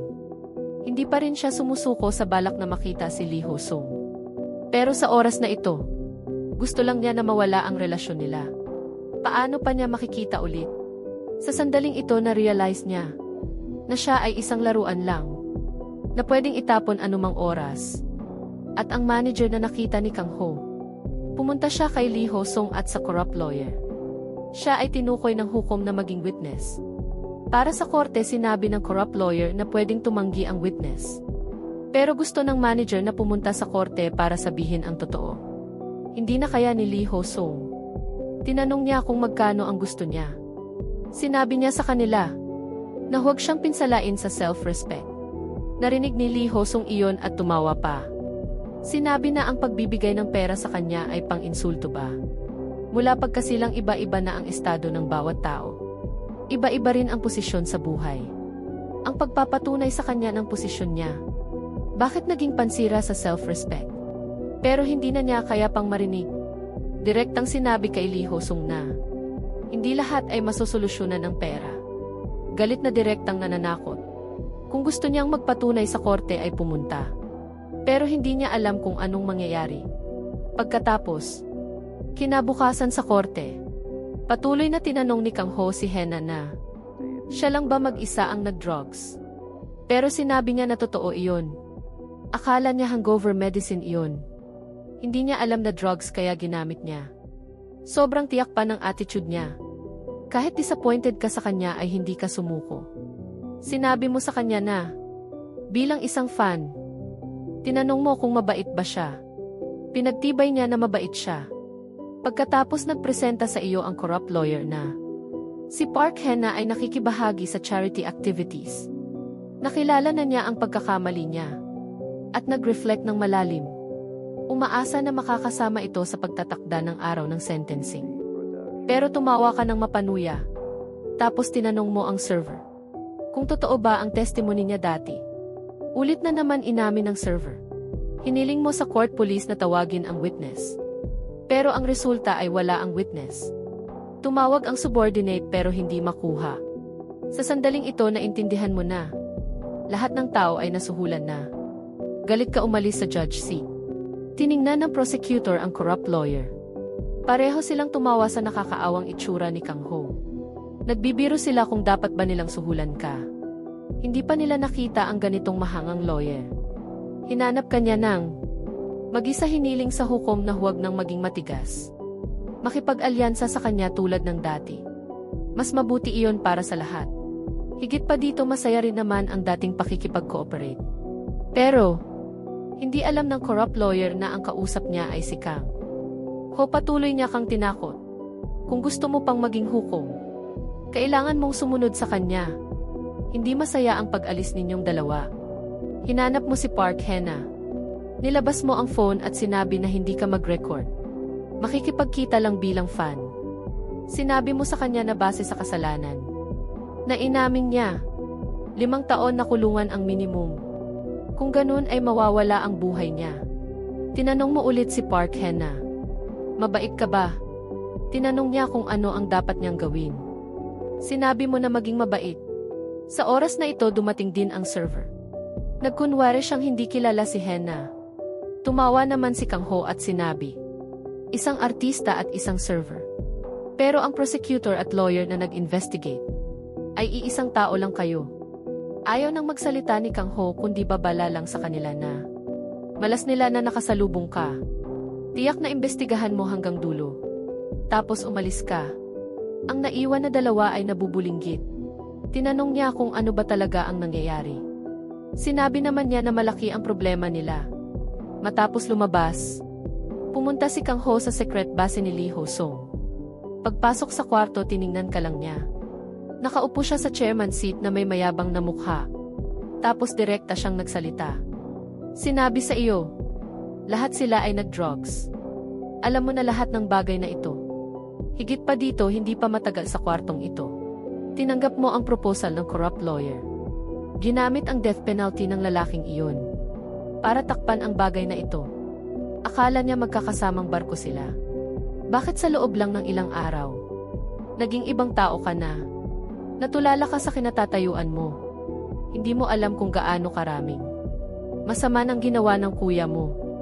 Nalabag sa konsensya. Nakita ni Lee Ho Sung na tahimik ka kaya nagpatuloy siya. Huwag mong isipin na hindi niya alam na tinatakot mo si Park Hena. Sinabi pa, ba ang kalaban niya ay $800,000 lang? At nasuhulan ka na ba? Napakahiya mo naman. Matapos sabihin iyon kumuha siya ng blankong papel. Tumingin siya sa mata mo at sinabi na sa papel na ito. Magkano man ang gusto mong isulat ay pwede. Agad niya itong aayusin para sa iyo. Tapos makakapaglilipad kayo sa bansang ito. Pagkatapos sinabi niya sa mga alipores na bakit nakatayo pa sila doon. Ang batang tumakbo sa bahay ay bumalik na. Hindi ba dapat mag-celebrate? Sinabi niya na bumalik ka na bilang ali niya. Nakita niya na kinuha mo ang papel. Gusto niyang mag-toast. Pero nag-inuman ka lang mag-isa para makalimot. Tinanong mo siya kung magkano ang maximum na pwedeng isulat. Sumingit ang mayamang tao sa tabi. Sinabi na malaking numero iyon na. Maaaring masaktan ang self-respect mo. Hindi ka napigilang magalit. Sinabi mo na maghahanda ka pa para sa trial bukas. Nang lumingon ka para umalis nakita mo si Park Hena. Niyakap siya ni Lee Ho Sung. Tapos inalok ka na uminom muna bago umalis. Tinanong niya hindi ba crush mo siya. Sinabi na ialok ka niya ng isang shot. Pero nang makita niya ang numero na sinulat mo sa papel, nagmadaling napapikit siya. Tumawa ka ng mapanuya. Sinabi mo na alam mo nang matatakot siya. Galit na tinawag ka niya sa buong pangalan. Sa oras na ito, sobrang galit na niya at tinanong kung ano ba talaga ang gusto mo. Dahil ba sa justice? Alam mo ba na napakamura ng salitang iyan para sa kanila? Pero sinabi mo sa kanila na ang feeling ng justice ay outdated na. Simpleng kinamumuhian mo lang sila. Matapos sabihin iyon hindi ka na lumingon at umalis. Iniwan mo lang ang mga taong hindi alam ang gagawin. Pagbalik mo sa korte dinala ka agad sa disciplinary meeting. Dahil ilang beses mong walang dahilang inadelay ang trial. Maraming complaints na natanggap. Tinuring na negligence sa trabaho. Sa tingin mo ang trial time ng judge ay napakaikli. Masyadong maraming kaso araw-araw. Na hindi makikita ang katotohanan ng kaso. At nagmamadaling tapusin ang kaso. Pero ang mga nakaupo sa taas ay nakatanggap na ng notification. Kaya hindi nakikinig sa explanation. Sinabi na lumabas ka para mag-reflect. Lumingon ka para umalis. Pero hindi mo napigilang magalit. Bumalik ka at sinabi sa kanila. May resulta na kayo mula pa noon. Ang disciplinary meeting. Na ito ay formalidad lang. Inamin mo na talagang nagtransaksyon ka sa paghahatol. Pero sino sa mga nakaupo dito ang hindi pa gumawa niyan? Gusto kang pagalitan ng chief prosecutor. Pero sinagot mo siya. Sinabi mo na harassment agad kapag nagsalita siya, kaya tumahimik na lang. Tinanong niya kung ano bang sinasabi mo. Patuloy mo siyang minura na mukha siyang wanted criminal. Tapos nag-uusap patungkol sa katawan sa harap ng babae. Nalito siyang agad na nag-deny. Sinabi na miyembro siya ng disciplinary committee. Kaya dapat maging respectful ka. Sinabi mo na ayaw mong madiscipline ng ganyang klaseng tao. Hindi ba dahil nakagalit ka sa mga mayayaman? Kaya kayo natatakot sa mga mayaman. Kung dahil dito ay isuspend ka nila. Ipapakita mo sa kanila kung ano ang baliw na judge. Pakikita mo. Ilalabas mo lahat ng alam mo. Ang mga salitang ito ay naging speechless siya. Lumabas ka sa meeting room. Si Suyun lang ang nag-aalala na naghihintay doon. Patuloy kanyang in-encourage. Sa sandaling ito ang puso ninyong dalawa ay naging isa na. Sa kabilang banda hinanap ng server ang corrupt lawyer. Nilabas ang recorded conversation nila para takutin. Sinabi niya na marami na siyang ginawa. $25,000 lang ay sobra na ba? Dapat ay $250,000 man lang. Kung hindi ay ilalabas ang recording na ito. Kapag ganun ay makakakuha ng public criticism ang law firm. Nanatiling calm ang corrupt lawyer at tinanong siya kung alam niya na. Nag-handle na ang law firm ng class action lawsuit ng mga babae. Na naabus ng mga Japanese company. Na naabus ng mga Japanese company dati. Ito ang pinakamalaking law firm sa South Korea. Kahit minura sila ng libu-libong tao. Pero naging pinakamalaki pa rin sa South Korea. Mayabang na sinabi ng corrupt lawyer na malaki ang kapangyarihan niya. Natakot siya at nagmadaling humingi ng tawad. Pero sinabi ng corrupt lawyer na pumunta siya sa ibang bansa. Kung hindi siya papayagan ay huwag na bumalik. Sa oras na ito nakipagkita ulit si Kang Ho kay Park Hena. Sinabi mo sa kanya na bukas ay ang huling trial na. Ang pagkikita mo ngayon ay para humingi ng tawad sa kanya. Hindi mo dapat siya tinakot dati. Tinanong niya kung ano ang final result. Sinabi mo na katulad ng sinabi ng corrupt lawyer. Napahingang maluwag siya at nagpatuloy ka. Sa susunod ay magkakaroon sila ng criminal record. Nalito siya kung ano ang ibig sabihin ng criminal record. Sinabi mo sa kanya, para takpan ang skandalo ng mga mayayaman. Sinadya nilang palaganapin ang ibang balita. Ginawa nilang may death sentence ang tao. Hindi dapat mamatay. Habang wala siyang alam, narinig niya na nagpatuloy ka. Ang iba ay hindi mo alam. Pero sa tingin mo, ang artista ay nagdudulot ng kaligayahan sa mga tao. Pinapaiyak at pinapatawa ang mga tao. Pinapagalit ang mga tao. Humarap para sa iba para maghiganti. Ganun ay magiging masaya. Ang mga tao, hindi ba? Sinabi mo iyon ng sobrang sincere. Sa oras na ito naiyak na siya sa emo. May isang bagay na ma-assure mo. Sa lahat ng works niya sa hinaharap, susuportahan at cheer ka para sa kanya. Sa huli sinabi mo na magkita kayo sa korte. Ito ay trial na walang anumang suspense. Mula sa prosecutor hanggang sa accused. Lahat ay nasuhulan na ng mga mayayaman. Ang layunin nila ay itago ang drug scandal. Para maghanda ng maayos bago pumunta sa korte. Hinanap ulit ng corrupt lawyer si Park Hena. Dinala pa niya si Lee Hosung para makita siya. Pinaalis niya ang corrupt lawyer. Tapos sinabi sa kanya na maghintay na matapos ang trial. Pumunta siya sa Africa para sa charity work. 3 buwan pagbalik ay magiging normal na ulit lahat. Pero nagtanong siya sa kanya. Para sa kanya laruan lang ba siya? Narinig niya ang tanong at sinabi. Nananaginip ba siyang maging asawa ng mayaman? Tapos sinabi na cute siya. Tinanong niya pabalik na hindi ba siya pwedeng mangarap. Pinagtibay niya na pwede siyang mangarap. Pero hindi pwedeng managinip. Ang masama tulad niya ay malapit na sigurong makakuha ng karma. Narinig ang mababang EV na sagot ay mahuhulaan na ang resulta. Pero sa susunod na segundo na-realize niya na tanga siya. Nagmadaling tumayo at nagsabi ng matamis na salita. Pero habang nagsasalita, nakatawa pa siya sa sarili. Sa korte si Judge Kang Ho ay hindi pa rin nagsusuko at nagtanong ulit. Pero ang chief prosecutor at lawyer ay sinabi na walang content na i-represent. Tumawa ka ng mapanuya. Tinanong mo kung pinapabilis nila ang sentencing. Kung ganun ay bibigyan mo sila ng gusto nila. Sa part ng final statement ng accused, tulad ng inexpect, si Park Hena ay walang sinabi. Napilitan kang sabihin. Officially mag-sentence sa susunod na Wednesday.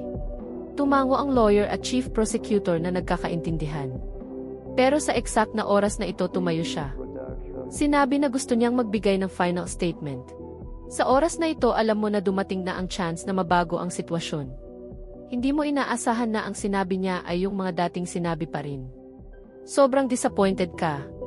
Maghahanda kang iayos ang documents mo. Biglang nag-stutter siya at humingi ng tawad.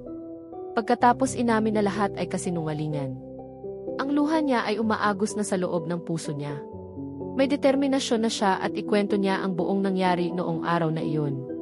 Nakipag-inuman siya kasama ang mga mayayaman, Lee Ho-sung at ilang mga kaibigan. Kasama ang anak ng opisyal, na sinabi na magiging congressman siya. Para mag-celebrate bukod sa pag-inom ay nag-drugs din sila. Dahil sa overdose ay nag-hallucinate si Lee Ho-sung. Binugbog niya ang server at manager. Nakita na nalantad ang nangyari agad niya siyang itinulak. Para siya lang ang magdusa. Ang kondisyon ay magbibigay siya ng resources sa hinaharap. Tinanong mo siya, bakit ngayon lang niya binago ang testimony? Ikwento niya na kahapon nakakita siya ng isang fan.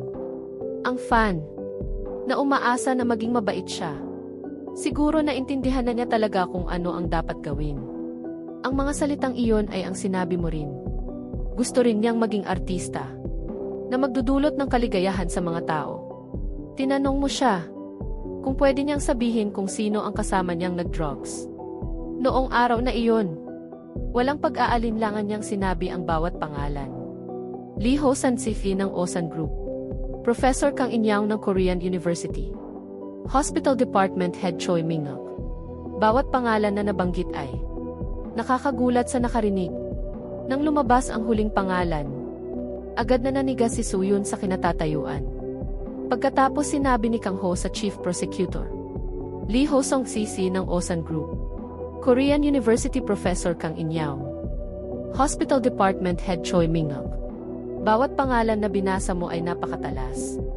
Nag-announce ka na sila ay nasa charge sa mga kasalanan ng paglabag sa drug management law at obstruction of justice. Ang nag-file ng charges ay si Judge Han So-ho. Narinig ng Chief Prosecutor iyon at nakukunot lang ang noo. Pero sa harap ng maraming media, napilitan siyang tanggapin ang complaint. Susunod na naghihintay kay Lee Ho-sung ay ang parusa ng batas. Pagkatapos nag-announce si Kang Ho na tapos na ang trial. Nang lumingon para umalis tumigil ka. Yumuko ka sa lahat ng nasa baba. Dahil marahil ito ang huling sentencing mo sa korte. Matapos lumabas hinanap ka ni Son. Puno ng pagdududa ang puso niya. Tinanong na ang taong nabanggit ni Park Hena. Ang hospital here na si Choi Min-gok at ang nang-rape sa atin niyang si Chae-zon. Iisang tao ba sila? Bakit hinatak ni Min-gok ng malupit ang buhok ni Chae-zon? Hinagis niya siya sa kama. Kahit gaano siya umiyak o sumigaw ay walang silbi. Nang pumunta sa korte ang defense lawyer niya, sinabi na kailangan niyang ikwento ang detalye ng nangyari. Ang hiling na ito ay nakadurog sa kanya. Pero ang tanging witness ay sinabi na hindi niya narinig ang panghihingi ng tulong. Sa huli na palaya siya sa korte dahil kulang ang evidence. At si Chae-zon na ate ni Son. Mula noon ilang beses na siyang nagtangkang magpakamatay. Pero lagi siyang pinipigilan ni Son na nagsasakripisyo. Pero hindi nagtagal ay nawala na ang balita sa kanya. Sa mga sumunod na araw nagsikap si Son sa pag-aaral. Nakapasok siya sa pinakamahusay na law school. Naging judge trainee. Lahat ay para makapaglinis ng pangalan ng ate niya sa isang araw. Ngayong araw si Choi Min-gok na ng rape sa ate niya. Na-charge na ng hukom sa kasalanang paglabag sa drug law. Ang masama ay sa wakas na parusahan na. At lahat ng ito ay dahil kay Han Kang Ho. Ikaw ang mag-isa na gumawa ng lahat para parusahan ang masama. Hindi na napigilang si Soo-yoon ang emosyon niya. Kahit public place. Pero may isang bagay lang na gusto niyang gawin sa iyo. Hindi mo inayawan at sinabi na gawin niya. Niyakap niya ang balikat mo. Sinabi na talagang gwapo ka. At sinabi na ikaw ang minamahal niyang judge. Pagbalik sa office, hinanap ka ng superior. Yun pala si Soho ay lihim na nag-submit ng resignation sa superior. Na-approve na ng superior. Sinabi na pwedeng ma-process sa loob ng 1 linggo. At yung dating disciplinary committee, hahanapin din ng superior ang paraan para mawala. Kahit paano ay hindi kanya paalisin. Sa korte na may stain. Matapos sabihin iyon, umalis siya. Tiningnan mo ang judge robe sa harap mo. Puno ng pagsisisi ang puso. Hindi dahil nagsisisi sa posisyon, kundi dahil kakaunti lang ang nagawa mo. Tiningnan mo si Soo-yoon at naisip mo na, kahit paano ay nanalo ka sa mga mayayaman. Hinila mo siya para mag-skip ng work at mag-relax sa labas. Naglaro kayo ng games. Nag-enjoy sa bihirang sandaling ito. Matapos ng work, pumunta ka sa gift shop. Hindi mo alam kung ano ang gusto niya. Kaya kumuha ka ng isa sa bawat uri ng regalo at dinala sa bahay niya. Nagulat siya sa nakita. Nagreklamo dahil nag-aksaya ka ng pera. Nagmadaling binago mo ang topic at sinabi na gusto mong magpakitang gilas. Kaya nagbisi kayo sa kusina. Sa exact na oras na ito, tumawag ang corrupt lawyer. Sinabi na nasa baba siya ng bahay at gusto kayong makita. Yun pala, gusto pa rin niya si Soo-yoon. At narandam din niya ang feelings para sa kanya. Pero dahil tinulungan niya, si Choi Minguk sa kaso ng ate niya, na-injustice ang ate niya hanggang ngayon. Kaya ayaw niya sa corrupt lawyer. Nakita niyang mas lalo kayong nagiging close ni Kang Ho. Kaya gusto niyang sabihin sa kanya ang sekret ng kasong iyon. Ang witness sa kaso ng ate niya ay si Judge Soho. Sa sandaling ito, nadurog siya. Mula noon, lagi sinasabi ni Kang Ho na may sekret siyang gusto sabihin. Ngayon, sa wakas nalaman na niya kung ano ang sekret na iyon. Sa oras na ito, walang alam si Kang Ho. Nagluluto pa rin siya ng masarap na dinner para sa taong mahal niya. Naghahanda na mag-confess ngayong araw. Nakita niyang matagal nang hindi umakyat kaya bumaba siya para hanapin. Pagkabukas niya ng pinto, nakita niya siyang nakaupo sa hagdan. Nagmadaling tumakbo at tinanong kung anong nangyari. Sinabi niya na alam na niya ang sekret mo. Bakit lagi mong sinasabi na masama ka? Bakit lagi mo siyang tinatrato na minsan malapit minsan malayo? Hindi mo inaasahan na ang iniisip niya ay accidentally. Tumugma lang. Iba lang ang content na iniisip niya. Na sobrang layo sa iyo. Akala mo alam na niya ang identity mo. Hindi mo inaasahan na magpapatuloy siya. Dahil sa isang kasinungalingan mo. Ang katotohanan na na-rape ang ate niya ay naging innocent. Ang nagpakawala kay Choi Minguk. Hindi ang batas, kundi ang isang sinabi mo. Narinig mo iyon at sa wakas na intindihan mo.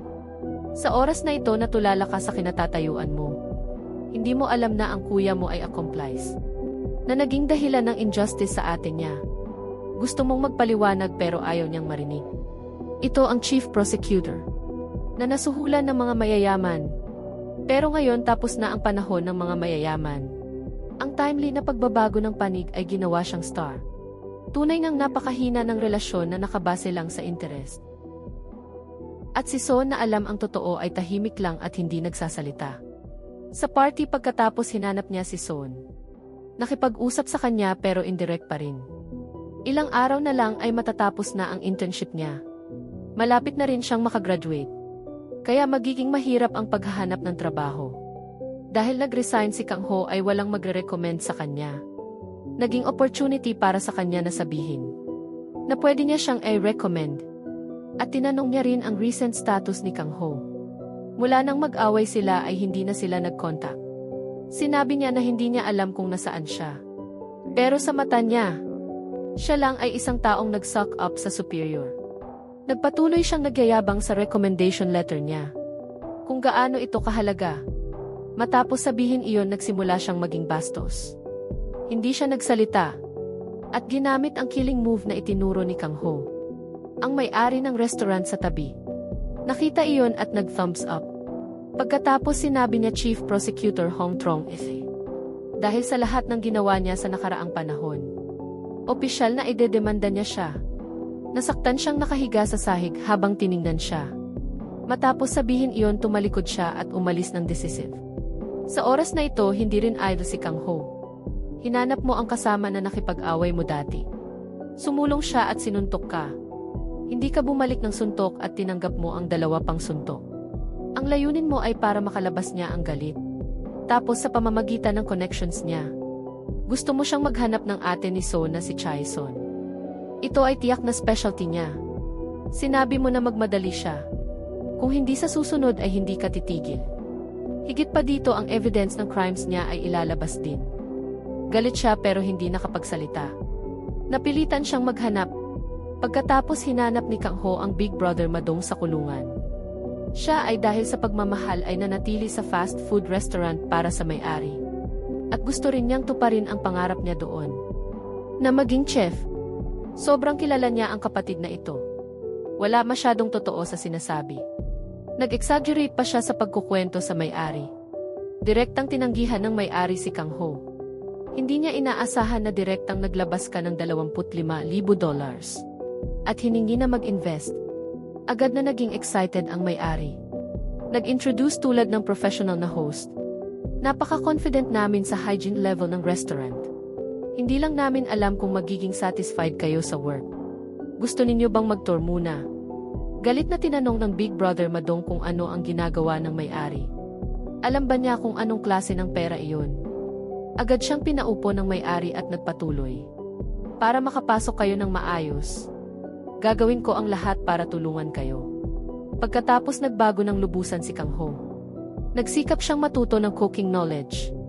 Noong araw na iyon natanggap mo ang tawag ng kasama. Sinabi niya na nahanap na niya ang ate ni Son. Nakita ng Big Brother Madong ang larawan sa phone. Ito ang babae na dati pinakihanap ni Son sa kanya. Matapos makita siya, nagmadaling sumakay ng taxi si Son para hanapin ang ate.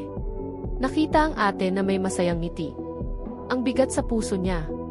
Sa nakaraang mga taon ay nababa na rin. Hindi niya naatim na abalahin ang kasalukuyang buhay ng ate. Sa restaurant kinuha niya lahat ng ipon para ibigay kay Madong. Pero hindi niya tinanggap. Sinabi niya sa kanya na hindi niya nahanap si Chaeson. Kaya hindi niya tatanggapin ang pera. Tinanong niya kung ilang taon na siyang naghahanap ng ate. Bapagkakita ay nagyakapan at nagkikbihan. Pero sinabi niya na hindi niya naatim na abalahin siya. Ikwento niya kay Kang Ho ang ekspresyon niya. Sobrang galit mo at tumayo para hanapin si Chaeson. Gusto mo siyang tanungin kung tatanggapin niya ang kapatid, ay hindi na ba siya magiging masaya? Nakahanap ng clue si Madong. Tinanong kung gusto mo ba si Suyun. Hindi mo inamin at sinabi na hindi mo gusto. Pinagtibay niya na hindi mo nga talaga gusto. Siya ay aspiring judge at ikaw ay may criminal record. Para sabihin ng mas simple, si Son ay reyna at ikaw ay tae. Ano ka tae pa nga, hindi ka makakataas kahit sa tae. Ang totoo ay laging masakit ganyan. Nasaktan ka at inamin na talagang pangit ka. Pagkasabi mo umalis ka para makita si Son. Tiningnan ka niya. Walang sinabi at tumalikod. Hindi mo inaasahan na magiging ganyan siya ka-cold. Tinawag mo siya at sinabi na gusto ka makita ni Chaeson. Sa oras na ito nalaman niya na ang tumulong sa kanya na mahanap ang ate. Walang iba kundi si Kang Ho. Tinanong niya kung hinahanap mo siya para ma-enjoy ang taong sinira mo. Bakit ang mga dating misunderstanding ay hindi pa rin naalis? Hindi mo pa rin alam kung paano magpapaliwanag. Napilitan kang isulat ang sekret mo sa sulat para sa kanya. Sinabi mo sa kanya na hintayin niyang makita si Chaeson bago buksan. Direkta mong inilagay sa bulsa niya at hinila siya sa taxi. Sa lugar ng ate, hinimok mo siya. At siya naman sa wakas ay nakakuha ng courage para makita ang ate. Nagkita silang dalawa at nagkikbihan. Hindi ka lumapit at tiningnan mo lang mula sa malayo. Mainit na tinanggap ng pamilya ni Chaeson si Son. May sariling pamilya at anak na rin siya ngayon. Nakita ang masayang pamilya ng ate. Ang bigat sa puso ni Son ay sa wakas nababa na. Sa gabi ikwento niya sa ate ang buhay niya. Tinanong niya bakit ang wish bracelet niya ay hindi pa rin nahuhulog. Hindi ba sinabi na kapag natupad ang wish, ay automatic na mahuhulog? Sinabi niya na tiyak na may iba pa siyang wish na hindi pa natutupad. Sinisi niya ang sarili. Dahil sa kanya ang masayang pamilya ay naging ganito. Kinumport niya ang ate at niyakap ng mahigpit. Kinabukasan pumunta siya sa korte na may excellent performance. Natanggap siya bilang judge. Ang mga tao sa dating office ay nalamang. Nabati siya. Tinanong niya kung may balita tungkol kay Han Soho. Tumanggi siya. Agad na sinabi ng assistant na si Han Soho ay nag-a-apply. Magiging professor siya sa Law University. Nalito siyang tinanong hindi ba chef. Pero sinabi ng assistant na instant noodles hindi pa alam magluto. Hindi siya naniniwala at sinabi na magaling siyang magluto. Tinanong ng assistant kung paano niya alam na magaling magluto si Soho. Nakita ba niya pero hindi niya inamin. Sinabi ng assistant na nakita niya. Si Han Soho ay hindi alam mag-peel ng garlic. Narinig niya iyon at natulala. Sa gabi naalala niya ang sulat na binigay ni Kang Ho. Nang buksan niya ang laman, puro criminal records mo. Naalala niya ang lalaking nakilala niya. Noong prosecutor trainee pa siya. Sa likod ng papel, nakasulat na ang may ganitong criminal records ay ikaw talaga. Ginamit mo ang pagkakataong nawala ang twin brother na si Soho. Kaya pinalitan mo ang posisyon niya. Tapat kang humingi ng tawad dahil minamaliit mo ang batas. Pasensya na dahil nagsinungaling ka. Pasensya na dahil nangamuran na makasama ka. Bawat salita ay parang pagkakalas ng bawat susi sa puso niya. Pero parang bawat saksak din sa puso. Bakit sa buong panahon nakasama ka niya? Hindi niya naalala ang bagay na ito. Sa oras na ito naintindihan niya kung gaano siya katanga. Naalala ang bawat alaala nila. Hindi niya napigilang umiyak. Pag-uwi sa bahay hindi pa rin siya nakaka-recover sa lungkot. Nakatanggap pa ng court summons. Hinanap niya ang may-ari ng restaurant. Umaasa na magiging witness siya. Hindi naman talaga pwede para sa kanya. Na makagalit sa chief prosecutor. Pinayuhan siya na maghingi ng tawad. Huwag gamitin ang matalas na bato laban sa itaas kahit ang superior niya sa korte. Matapos maintindihan ang sitwasyon ay agad siyang hinanap. Sinabi na huwag na siyang magtrabaho. Ang taong nag-accuse sa chief prosecutor tulad niya ay hindi makakatrabaho sa korte. Kahit paano siyang magpaliwanag, hindi sila maniniwala na magsisinungaling siya. Totoo nga. Nang pumunta sa korte lahat ng evidence ay nakaturo sa kanya. At siya ay nakaupo lang sa defendant seat. Mag-isa at walang katulong. Ang prosecutor sa harap ay patuloy na nagsasalita. Sa tingin niya hindi lang niya in-accuse ang chief prosecutor, kundi bilang judge ng korte. Masama ang ginawa na gamitin ang batas bilang sandata. Dapat parusahan ng mabigat. Humingi siya na masentensya ang defendant ng 3 taong kulungan. Lahat ng ito ay nakita ni Kang Ho. Hiniling ng judge na magbigay siya ng final statement. Sa huli na nahimik siya sandali at sinabi na may kilala siyang tao na sinabi na may naglalaro sa batas. At hindi siya naniniwala. Ngayon na nakatayo siya sa defendant seat. Sa lugar na akala niya hindi niya matatapakan. Sa wakas naintindihan niya kung bakit sinabi mo iyon. Gusto niyang sabihin sa iyo na ang batas ay laging naghahanap ng katotohanan. Pagkatapos nag-announce ang judge na mag-sentence sa Thursday. Nang susunod na linggo, matapos umalis sa korte pumunta si Kang Ho sa harap ng bahay ng kuya. Pero hindi pa rin siya nakakakuha ng courage na pindutin ang doorbell. Kinuha niya ang phone para tumawag. Nang makita ni Soho ang tawag mo, nag-hesitate siya sandali pero sumagot pa rin. Humingi ka sa kanya ng tulong. Pero ayaw niya talagang magpansin sa iyo. Sinabi mo na tulungan kanya nitong beses lang. Parang hindi ka pa kailanman humingi ng tulong sa kanya. Nang marinig ang iyak mo, natulala siya sa sandali at naluha ang mata niya. Hindi naman talaga siya mabuting kuya. Ngayong beses nag-decide siyang tulungan ang kapatid. Sa ulit na trial, tiningnan ng judge ang petition na sinulat ng kuya. Tinanong niya ang chief prosecutor. Nang pumunta sa korte si Judge Han sa disciplinary meeting, sinabi ba niya sa kanya ang mga salitang ito? Masyadong payat ang babae, walang sex appeal. Maghintay na tumaba para mas maging sexy. Ang mga salitang ito ay katulad ng harassment. Pero tumanggi siya na hindi niya sinabi iyon. Ang petition na ito ay sinulat mismo ni Han Soho. Tinanong niya, ba nagsisinungaling ang former judge? Agad niyang binago ang tono.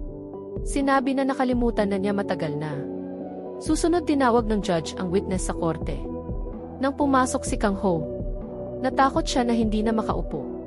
Nagulat din ang judge. dahil sobrang kamukha mo ng former judge. Ikwento ni Kang Ho ang mga nakita niya sa kulungan. At tinukoy ang chief prosecutor. Nag-decide ang judge na may ginawa siya na nakapagpahiya sa defendant. Kaya ang accusation ng defendant ay hindi walang batayan. Na-declare na innocent si Soo Yoon sa korte. Siya naman ay galit na nagtapo ng folder habang nagreklamo. At umalis. Sa wakas nakahininga ng maluwag si Soo Yoon. Tiningnan si Kang Ho sa harap, naglakad silang dalawa sa gubat. Ikaw ay parang batang nagkakamali. Sumusunod lang sa kanya. Sinisi ka niya na lagi kang nagsisinungaling. Pero nagpasalamat din na nahanap mo si Chaizon. Sinabi niya na ngayon ay judge na siya ng korte. At nakakuha na ng law license. Nagmadali ka ring sabihin na nakakuha ka rin ng chef license. Sinabi niya sa iyo na magluto ka para sa kanya. Hindi mo alam kung ano ang gusto niyang kainin. Tinanong niya kung ano ang masarap mong luto. Sinabi mo na lahat ay masarap. Sinabi niya na lutuin mo lahat para sa kanya. Tapos kakain kayo habang nag-uusap. Kinuha mo ang lakas ng loob na hawakan ang kamay niya. Ngayong beses ay hindi mo nabibitawan. Ang wish bracelet sa kamay niya ay naputol din sa sandaling ito.